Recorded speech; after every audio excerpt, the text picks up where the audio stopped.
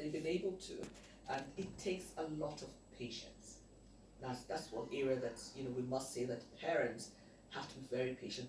No child, no any two children are the same, and so we need to be able to be patient with each child and love each child. We must show them that love. We must have attention, and we have to be very patient with them. It could be very taxing, which is usually is, very tiring. And we know because we don't have this social amenities here, um, it goes back on the parents of the children. So it can be very expensive. It can be very taxing to look after a child with special needs.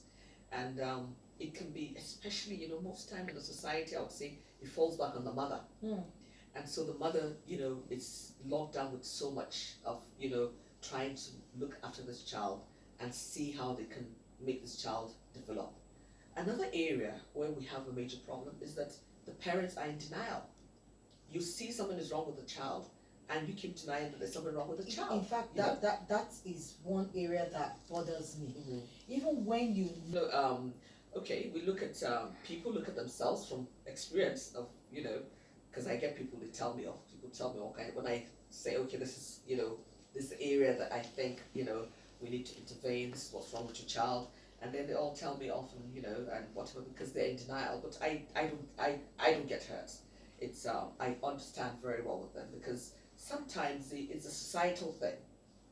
Some people think, oh, I'm in this position, I've got into this position, how can I have a child like this? But then that has nothing to do with society. I mean, with whatever you're in society.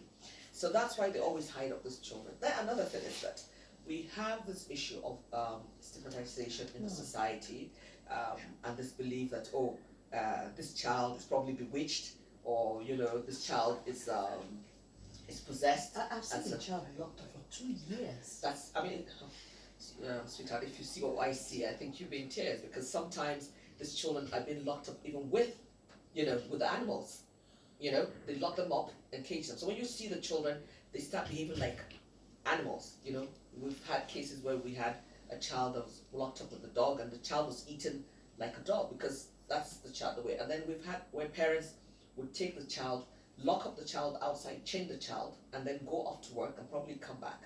And so there are lots of cases where these children are not properly looked after and being catered for the way they should be.